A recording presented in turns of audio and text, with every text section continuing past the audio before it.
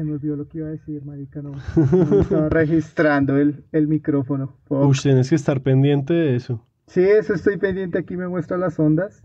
Ahí estoy viendo. Ok, entonces...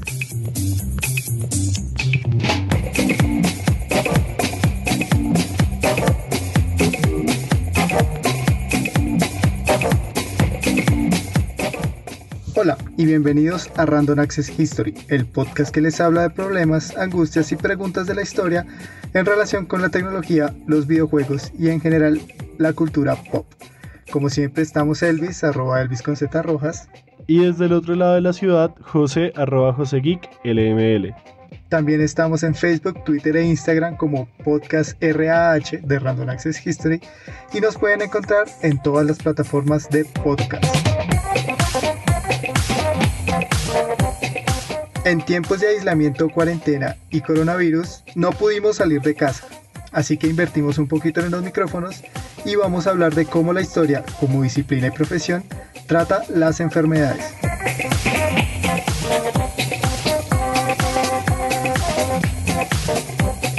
Entonces, antes de comenzar, pues queríamos aclarar que este es un episodio especial, no...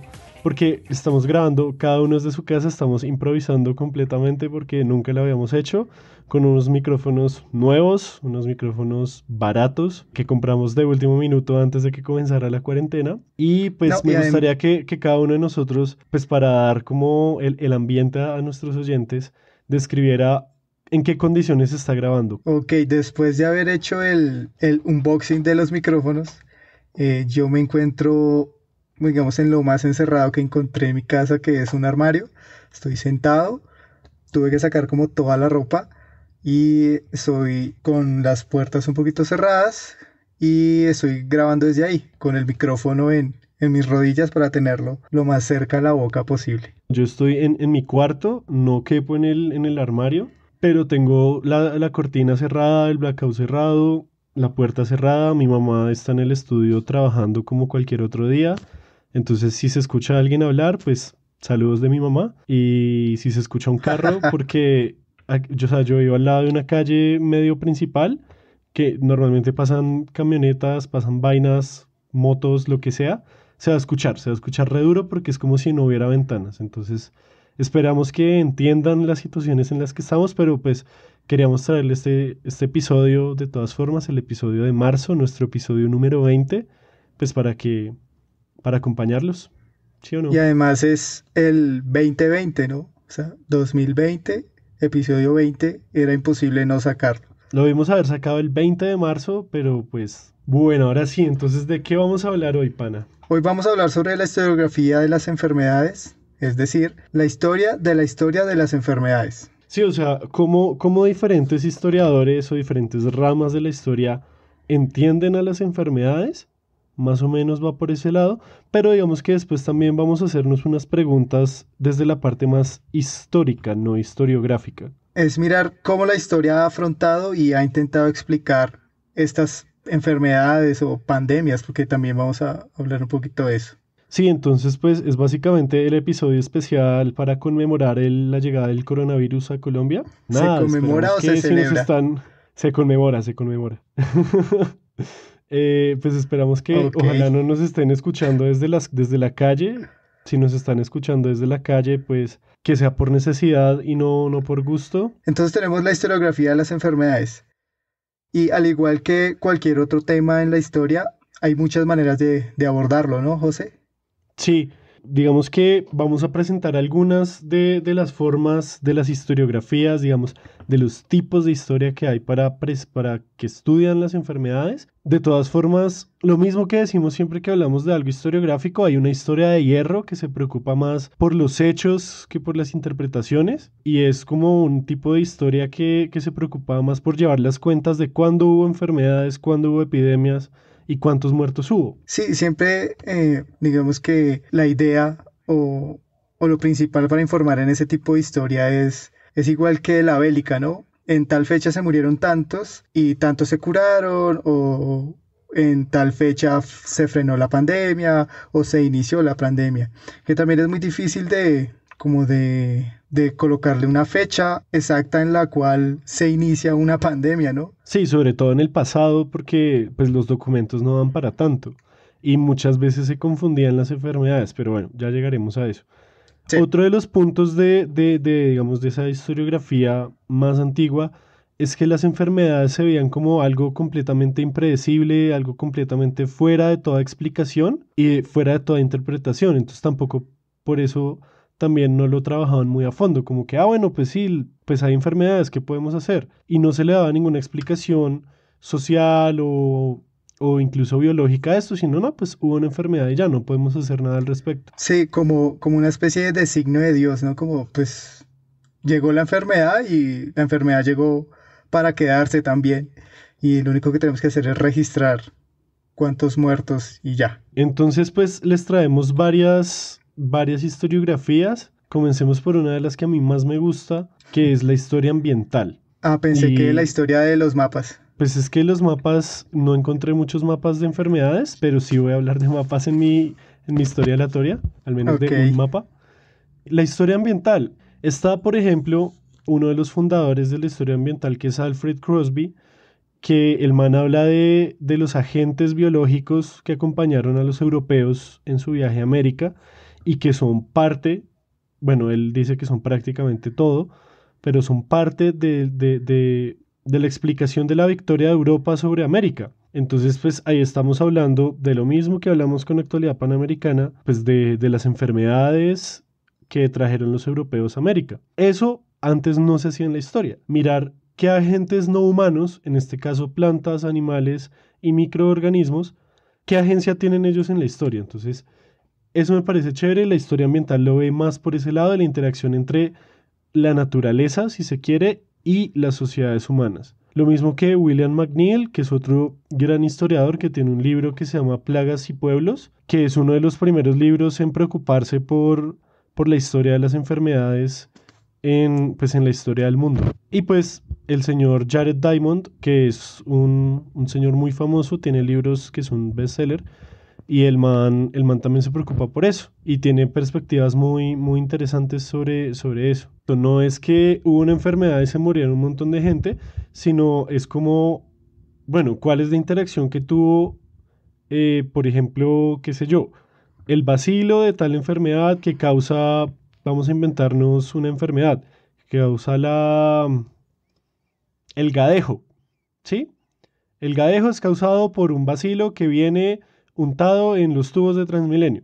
Entonces no es solo como que llegó el gadejo y todo el mundo se murió, sino bueno, cuál es la relación de eso con el ambiente en el que está, con las sociedades a las que ataca y cuál es la relación de la sociedad con el gadejo. claro. Otra forma en que se ha analizado las enfermedades y es la historia cultural, ¿no? Se tiene una noción del ambiente. También se analiza la construcción cultural de la enfermedad y del enfermo, ¿no? Como el otro.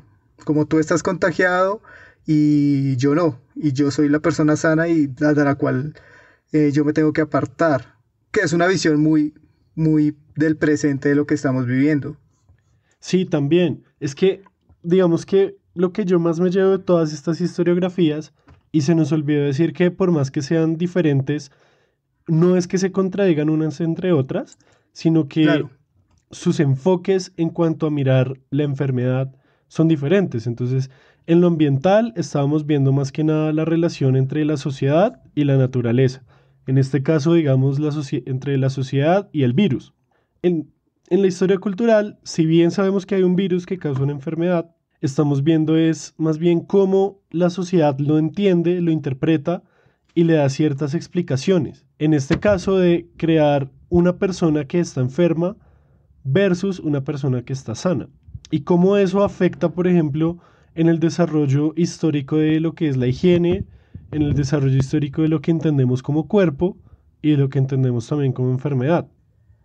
Sí, porque a lo largo de la historia no se ha entendido la enfermedad del mismo modo y lo que nos hace ver esta forma cultural de la enfermedad es lo que tú decías con la higiene, con el cuerpo, con la enfermedad también, la enfermedad misma y algo que es un tema también muy, muy complejo y es la moralidad, ¿no? Sí, porque sobre todo en lo que es siglo XIX, siglo XX para atrás, pues la enfermedad no era entendida, o sea, la gente no sabía que las enfermedades las causaban microorganismos o las causaban todos los vectores que hoy conocemos, sino que se podía asociar a que no, es que están enfermos porque son judíos, o están enfermos porque son pobres, o porque no son civilizados. Era como Entonces, un castigo también. la historia cultural nos ayuda a mirar qué construcciones sociales se han hecho alrededor de la enfermedad.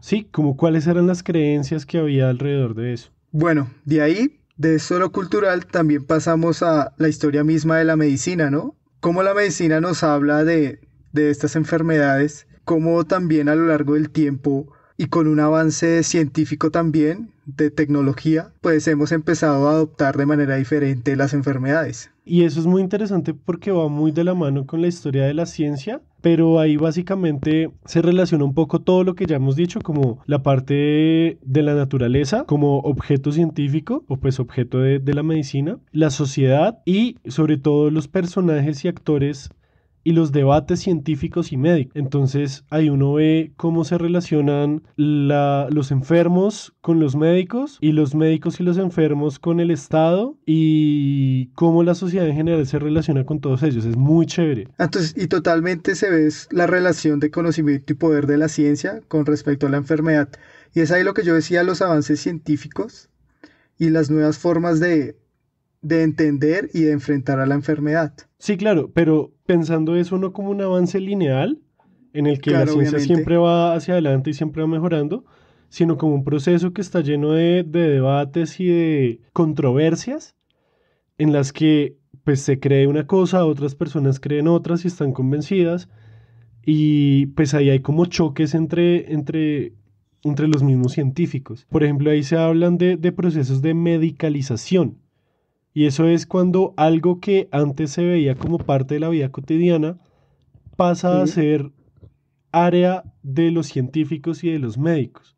Por ejemplo, el cuidado del agua en las casas, el agua estancada. sí, Desde que se descubrió que eso era un criadero de mosquitos, pues eso dejó de ser algo de la vida cotidiana de las personas que tenían el agua en sus casas y pasó a ser algo más médico y pasó a que alguien por encima tuyo te diga que tienes que controlar eso o incluso entren a tu casa a hacer jornadas de limpieza del agua o de capacitación en cuanto a que pues no dejen el agua estancada porque pues es criadero de mosquitos. totalmente. Y eso nos lleva también a otra forma de analizar la enfermedad, que es la historia social, ¿no? Que cuando Sí, llega una enfermedad que si bien es una entidad natural, pasa a ser un constructo social totalmente, donde hay una serie de agentes que tienen que tomar decisiones sociales frente a esa situación. eso digamos que también resume casi todo lo que hemos dicho, que la enfermedad más que un virus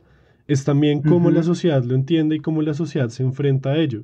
Por ejemplo, ahí se puede mirar a quién se le echa la culpa de la enfermedad y por qué, que claro, generalmente termina siendo las mismas personas enfermas, las mismas víctimas de la enfermedad o incluso minorías étnicas o minorías religiosas de los países y eso. pero fíjate que también a veces sirve para crear la unión en las comunidades, ¿no? Sí, sí, también. Como, pues, nos debería estar pasando a nosotros, pero pues, como este país está tan polarizado, hasta se polariza en una pandemia mundial. Y no, no solo eso, simplemente la gente se cree inmune, pues porque dicen yo me enfrenté o estuve, si no me mató el H1, si no me mató, no sé, la guerra en Colombia, pues no me va a matar un virus que nada que ver. Y pues muchas veces ahí, estudiando ese tipo de cosas, uno también se da cuenta como qué creencias perviven, como perduran, Sí, igual que en la historia cultural. Por ejemplo, hay muchas creencias que vienen de la Edad Media, por ejemplo, sobre la peste negra, pues que hoy en día de pronto todavía están sonando en las casas o en los grupos de WhatsApp o qué sé yo. ¿no sabes en qué las he visto? Las he visto mucho en que hay una especie de complot de que en cada década de los 20 de cada siglo hubo una catástrofe demográfica o una pandemia Ah, sí, que que eso es aniquiló. pura mierda. O sea, Sí, o ya sea, en no, Twitter no. Felipe Arias salió a decir que no, que dejaran de creer eso porque pues es el típico caso de manipular los datos para decir lo que tú quieres decir, ¿no? Obviamente, igual lo que les decía anteriormente es como es muy difícil, si para un evento histórico es muy difícil otorgarle una fecha, para una pandemia es mucho más complejo. Sí, claro, porque uno nunca sabe realmente cuándo comenzó. Uno sabe más o menos cuándo estuvo una enfermedad en su cúspide. Por ejemplo, con todas las epidemias de viruela que hubo aquí en América después de la llegada de los españoles. Uno sabe más o Sí, menos entre qué años, o incluso a veces entre qué meses, es que estuvo la epidemia, pero nunca vamos a saber realmente cuándo comenzó y con exactitud hasta cuándo fue, porque muchas veces empezaban también a coincidir los picos de las pandemias. y como último ejemplo que colocamos es la historia de las mentalidades, es decir, esta serie de creencias y traumas que deja la pandemia, pues porque si bien una enfermedad que azota a una ciudad, ya después de haberla superada no es la misma. Ajá. Eso de la historia de las mentalidades es muy chévere porque ahí uno empieza a ver qué tipo de estructuras mentales había en el pasado, sobre todo con respecto a las enfermedades. Entonces, pues Mark Bloch nos habla de los reyes taumaturgos que cuando te tocaban, si te tocaba el rey, pues te mejorabas, ¿no? O, Sí, se te curaban las escráfalas, se me olvida que escrófalas, como una especie de protuberancia. Entonces cuando ellos se lo besaban, lo que dice Mark Brock es que ellos sentían un alivio, así no estuvieran mejorando. Pero es la como un creencia y efecto el... placebo, Sí, pero que va más allá, o sea, que está como muy imbuido en la mentalidad de las personas. Pues yo lo asimilo mucho a esas cadenas de WhatsApp que hay que dicen que si haces gárgaras con ajo, gárgaras con bicarbonato y limón o vainas así, que no te va a dar coronavirus. Y que la gente realmente cree en eso, como que no es que sean bobos, sino que claro. sus estructuras mentales son de tal forma que creen honestamente en eso. Sí, sí, sí, claro. O sea, un ejemplo clásico de eso es, hubo una noticia de que una señora demandó al esposo porque le estaba haciendo brujería, porque las cosas a ella no le estaban saliendo bien. Eso explica Ajá. que la mentalidad de ella es válido y es totalmente real, pues que alguien le haga maldición a otra persona y que ella por un medio judicial pueda acusar a otro de hacerlo. Entonces, esta historia de las mentalidades lo que trata es un poco de entender y descifrar cuáles son las creencias o los patrones que hace que esta persona crea en la brujería. Exactamente. Pues sí, digamos que esos son algunos, no todos, de los tipos de historia, de las historiografías que hay alrededor de la enfermedad. Obviamente esto es por la superficie, podríamos hacer capítulos enteros de cada una de estas Obviamente, historiografías, traer a los autores, las autoras. Les dejamos algunas lecturas en las notas del episodio para que si quieren saber más de ese tipo de historia, pues lo puedan seguir leyendo.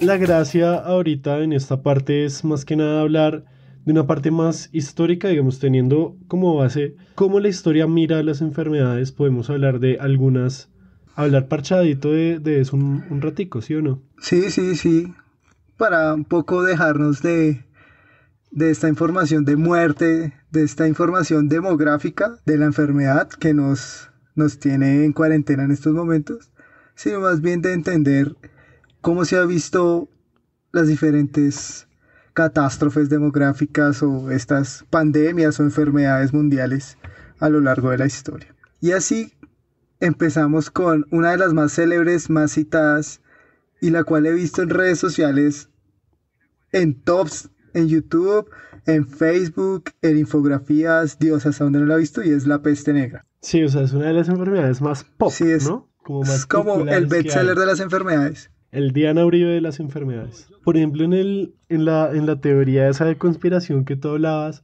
decían que la peste negra había comenzado en 1320. y que había sido en la década de Sí, 1320, eso es pura sí, mierda, sí, o sí, sea, sí, sí. no. Tal vez sí ya había algunos brotes, pero realmente cuando fue epidémica fue a finales de la década de 1340. Sí, los picos más elevados de mortandad se registran en esa época. Se murieron como 2/3 de Europa. O sea, eso fue una gonorrea. Sí, O sea, lit- peor que la gonorrea incluso. sí, la gonorrea negra. Es muy interesante porque en ese momento se le echó la culpa en gran parte a los judíos, ¿no? Pues Sí, claro, no se sabía que la enfermedad se producía por un parásito que había en una rata, que no sé qué, sino, pues marica, los judíos.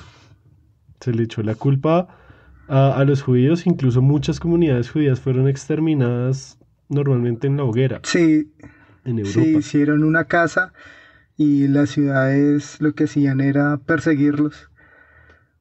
Lo que me parece como más, no más gracioso, sino muy interesante de ver es que ellos se encerraron, pues porque pensaban que se transmitía, pues no se transmitía por el aire, pero pensaban que se pegaba así, a pesar de que ellos dormían con animales y en condiciones higiénicas horribles. Y lo que hacían era encerrarse en iglesias o en lugares así muy amplios, mucha gente.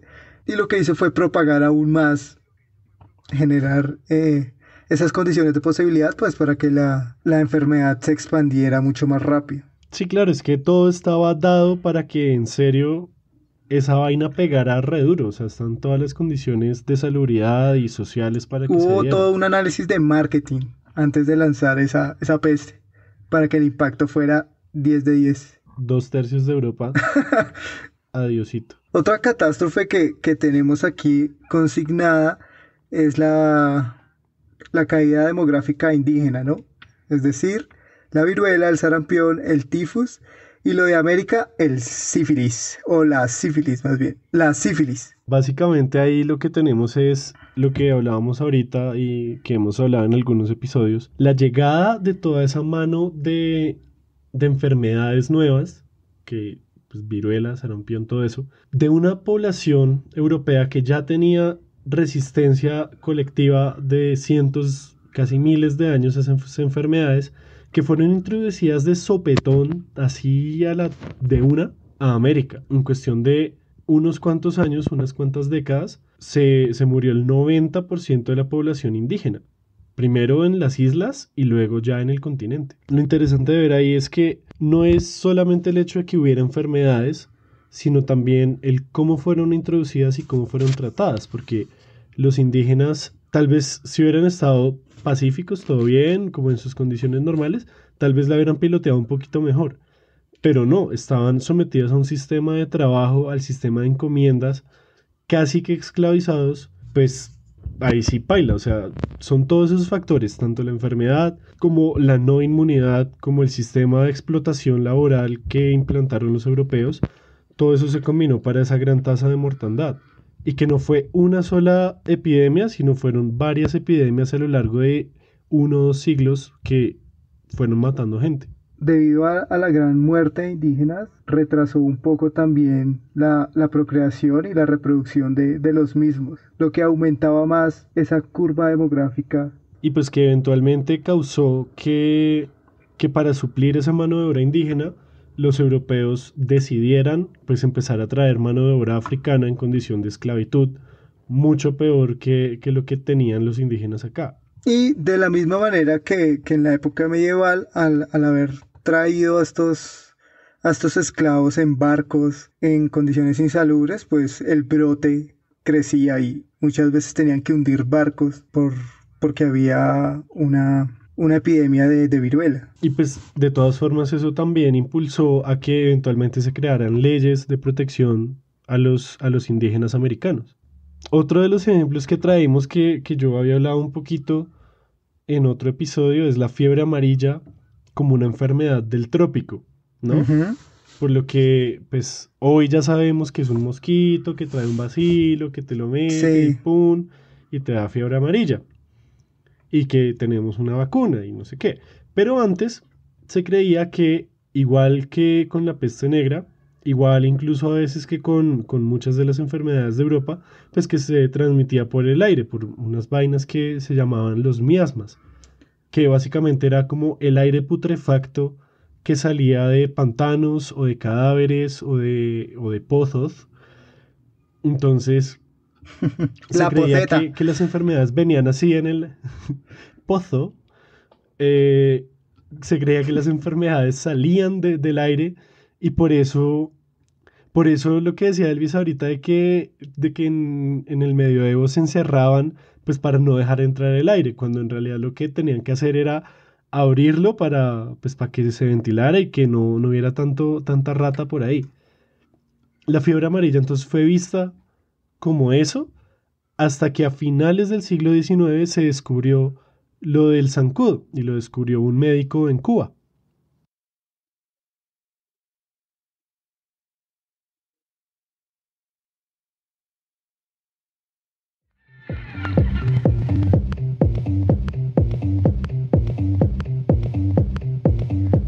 Y ahora pasemos a la siguiente pregunta, que es una pregunta que me parece muy interesante y que no nos hemos Sí. hecho. Entonces, ¿son las enfermedades agentes de cambio social?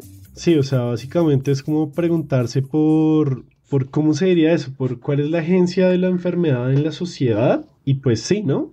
Como que sí, yo diría que sí. Sí, pues no sé qué tan directamente estén relacionadas, pues porque como hemos visto hay muchas maneras de ver una pandemia, pero si es como un llamado de alerta o, o esa chispa que genera un cambio, pues ya sea desde lo científico, lo mental o lo social, económico. Sí, claro, pues a mí me parece interesante mirar eso porque a uno le ayuda a entender mucho más cómo funcionaban las cosas en el pasado, como qué tipo de ideas había, te ayuda a entender también algo de la vida cotidiana de las personas también. Sí, eso Por es, ejemplo, por qué pegaba tanto la fiebre amarilla o algo así. Eso me parece muy interesante.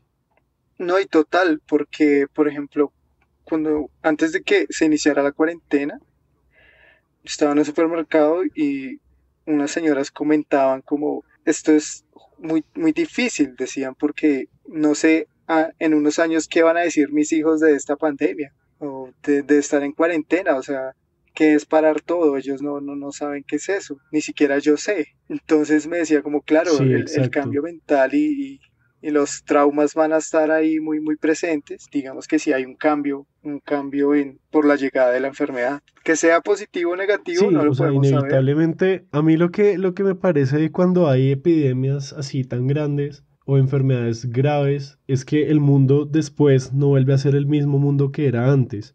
Lo que tú dices, pues sea para bien o sea para mal. Entonces ya para ir cerrando esta sección, pues como qué reflexiones tienes. Yo aquí tengo algunas anotadas, pero me gustaría saber tú qué reflexiones tienes sobre nuestro momento histórico, el que estamos viviendo nosotros. Bueno, yo tengo reflexiones en cuanto a que esta pandemia es mediática y ha sido como la más mediática, si bien las anteriores si bien en la Edad Media era un voz a voz más que todo, y en las que le siguieron eran medios impresos, pues aquí la información vuela y pues me impresiona mucho la forma en la que demográficamente han mostrado la enfermedad. O sea, yo entro a Twitter, actualizo la información y me salen múltiples análisis demográficos de en qué países ya se ha registrado, cuántos muertos, cuántos no muertos, cuántos recuperados, cuántos en proceso de prueba, gráficos en que van marcando el país en rojo, cuáles son los países con más serie de infectados, pero no hay un análisis mucho más profundo en un sentido del tratamiento que están haciendo las entidades. Si bien se habla sobre reformas de los gobiernos y esto, pero no hay como una especie de panorama histórico que me diga, bueno, el avance de esta pandemia comparado con tal tiene una misma escala o una curva similar o las condiciones eran diferentes, pero podemos hacer un análisis o un estudio comparativo. Simplemente se quedan como en los datos, pero entiendo también qué es lo que más la gente necesita saber.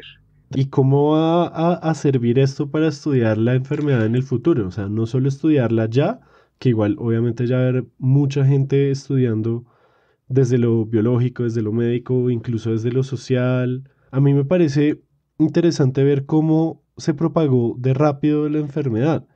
Si bien tenemos enfermedades globales desde que el mundo se reconectó en 1492 y pues ya en el siglo XXI habíamos tenido otras pandemias, esta me pareció mucho más, digamos, alucinante, o no sé si es porque la estoy viviendo en carne propia y con consecuencias duras y claras frente a mi estilo de vida, pero me parece interesante ver cómo es una muestra de lo conectado que está el mundo hoy en día. Y otra de las cosas que me llama la atención es cómo la enfermedad, sea esta o sea cualquier otra de las que hemos hablado, siempre se va a relacionar más con lo social que con lo biológico, porque al afectar a los seres humanos, siempre para mí va a pesar más lo social que lo biológico. En este caso, por ejemplo, la solución para el COVID-19 es tan sencilla y tan compleja como el aislamiento social, la cuarentena y lavarse las manos. Pero solamente eso ya implica que debe haber unas medidas económicas para sostener la economía, tiene que haber unas medidas de educación para hacer pedagogía y que la gente sepa lavarse las manos. Y la solución no es, o por ahora no es, algo que sale de los laboratorios, sino es algo que sale de nuestras relaciones sociales. Y eso a mí me tiene como impactado, impactado con K, ¿sí? O sea, impactado. Yo sí siento y comparto lo que tú dices de la propagación. Pareciera que literal es como actualizar la página y hay más y más y más contagiados y que así como te llega un tweet, aparece una persona infectada. Y en cuanto a lo de lo social, sí, claro, pero yo pensaría que también es por el tipo de enfermedad, ¿no? O sea, el tipo de contagio de la enfermedad. Sí, o sea, eso también, y también es interesante que cada enfermedad va a afectar diferente a las sociedades en diferentes momentos históricos. Seguro, si esta enfermedad hubiera llegado en el año, qué sé yo, 1600, pues no hubiera pegado o no hubiera sido igual de importante, si se quiere, no hubiera tenido el mismo impacto porque el mundo no estaba tan conectado. Sí, sí, eso que tú dices es muy válido porque la pregunta de fondo aquí es entonces, ¿cuáles son las condiciones históricas para que el COVID-19 pegara tan fuerte? O sea, la sacara del estadio total. Ujú. Y eso tiene que ver mucho que hubieran vuelos internacionales, que hubiera un sistema de turismo tan grande como el que hay a nivel mundial. Que el mundo estuviera así de conectado y que la principal forma de vivir sea la forma urbana. Como todo ese tipo de detalles que uno los da por sentados de su vida, afectan mucho. Y también que lo vimos crecer de a poquitos y ahora nos hacemos los sorprendidos con que ahora en Colombia nos toca hacer esto, cuando en un poco, o sea, si nos hubiéramos fijado bien en todas estas condiciones, pues hubiera sido muy, a ver, weón, obviamente esto iba a pasar. Claro, claro. Y además es muy loco porque o sea, se hacían los análisis en Wuhan, todo el mundo como es por allá lejos, eso es por allá en China. Y eso aquí no llega a pesar de que estamos hiperconectados desde todas las maneras, sea desde Ajá. medios, hasta en aeropuertos, marítimamente, terrestre, bueno, en fin. Y es ese ascenso que ha llegado, ¿no?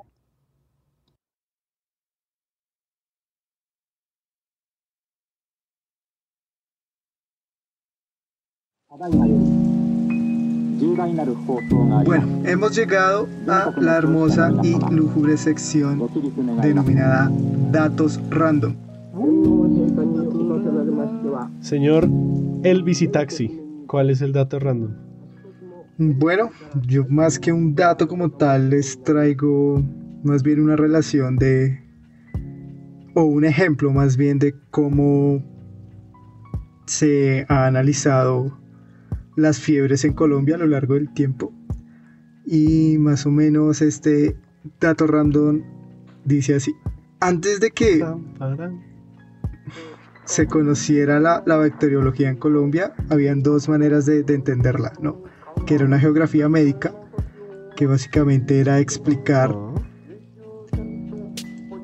cómo a partir del territorio una enfermedad se propagaba, y la segunda era la bacteriología, que a mediados del siglo XIX estaba llegando a Colombia, y la que nos habla sobre cómo las bacterias se propagan y tienen como una especie de campo y contagio independientemente del lugar donde estemos. Entonces, al igual que hablábamos en el episodio, habían varias formas de analizar la fiebre, y en ese sentido la explicación que daban a la fiebre amarilla los científicos y los médicos de la época, más o menos 1880, hablaban que esa fiebre era única del Magdalena y era causado por las condiciones del agua, el calor y la población que estaba ahí. Era como la noción o la forma de verlo mucho más aceptada y más creíble, ¿no? Para la época. Uh-huh.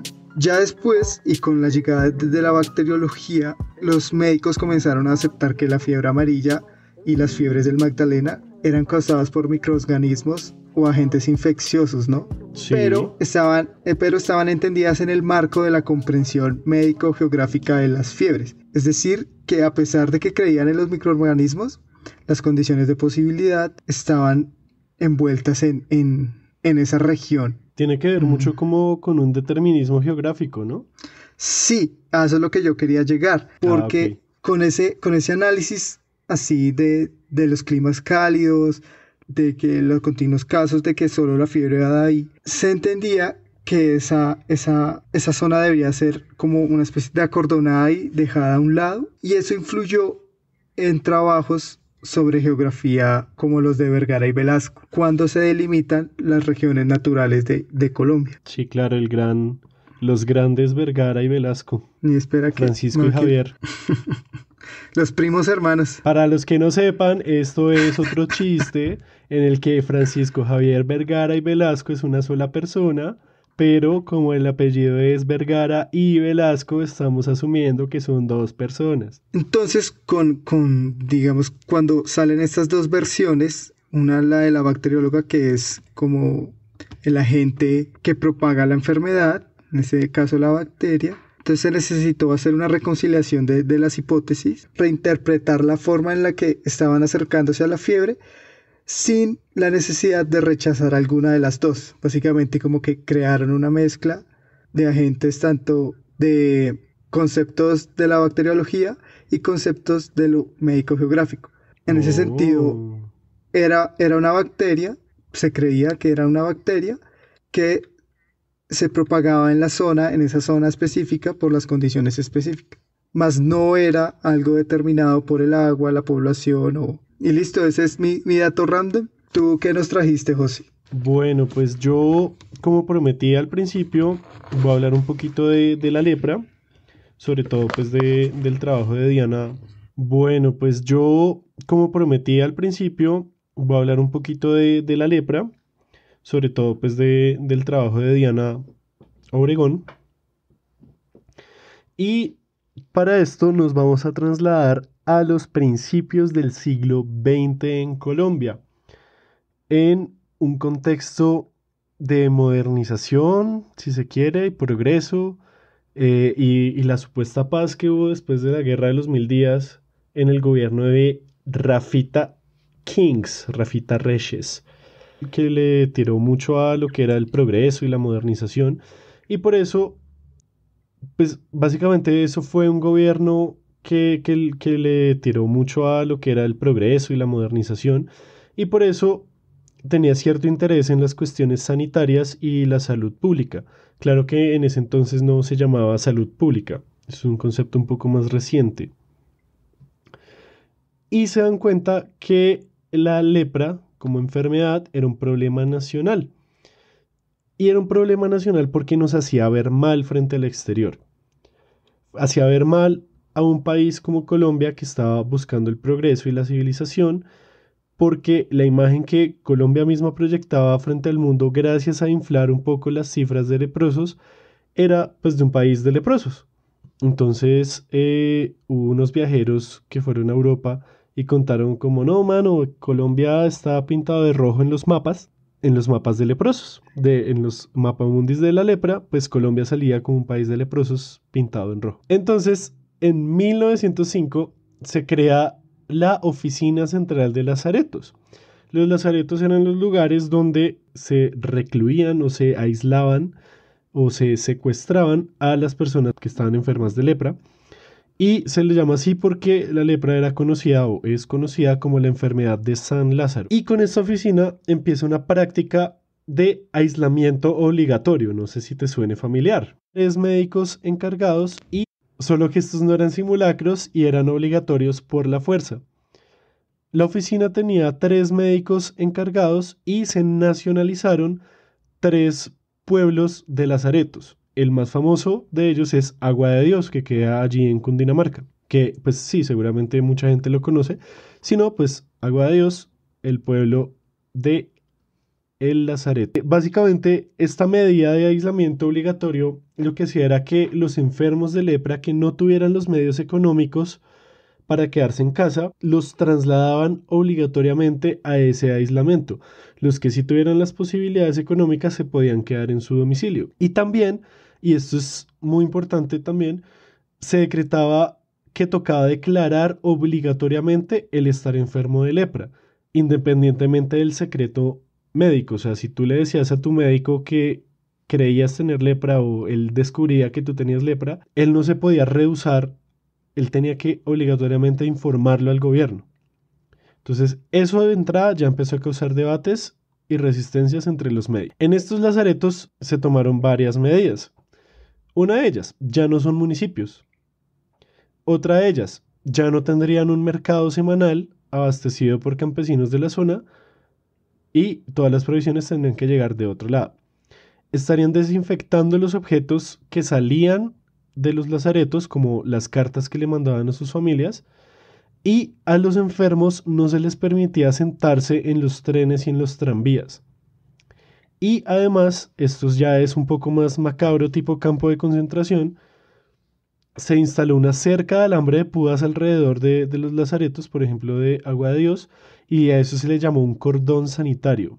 Y una de las cosas más alucinantes que pasaban en ese lugar es que desde 1907 se prohibió la circulación de la moneda regular de Colombia y se creó una moneda especial para la circulación interna dentro de los lazaretos. Y pues obviamente tuvieron que construir infraestructura como acueducto y viviendas, obviamente afuera, para los médicos. Muchas de estas medidas fueron tomadas basadas en prejuicios muy medievales que todavía existían en Colombia, pero de todas formas sí hubo médicos que abogaron por la no segregación, porque esto no era un aislamiento, una cuarentena, era una segregación completa de la población y que se le tratara en un hospital como a cualquier otra enfermedad, porque en realidad no era tan contagiosa como todos creían que era.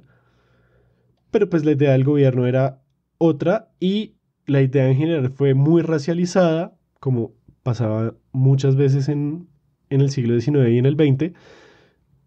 Se prohibió la entrada de chinos por alguna razón, porque creían que tenían algo que ver con la lepra. Y la lepra se asimilaba o pues se creía que era una enfermedad de una raza inferior, a pesar de que a personas importantes como capitalistas también les daba lepra. Y otro médico que también se oponía, digamos, a algunas de estas medidas, él sí se fijó y afirmaba que la propagación de la lepra también tenía dimensiones sociales, como que tenía que ver con la guerra, con la pobreza, con el hambre, y también afirmaba que no era muy contagiosa.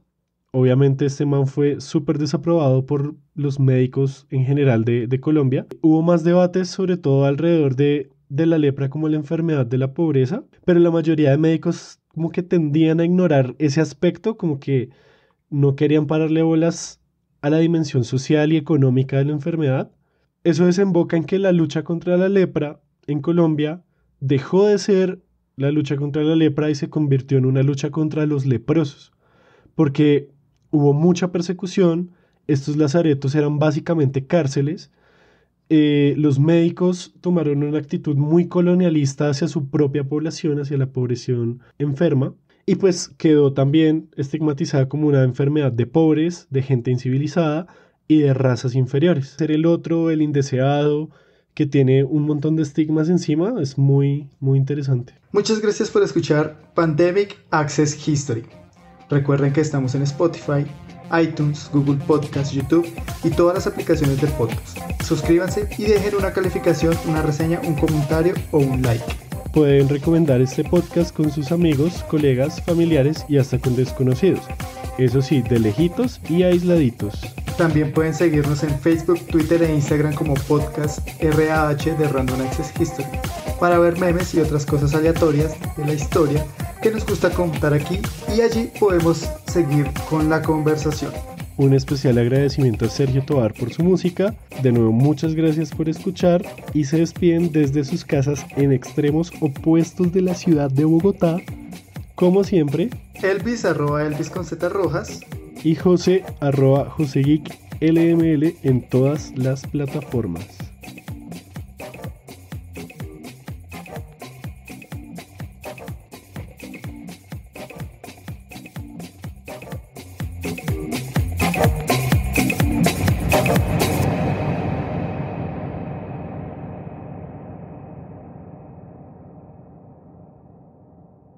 Goodbye.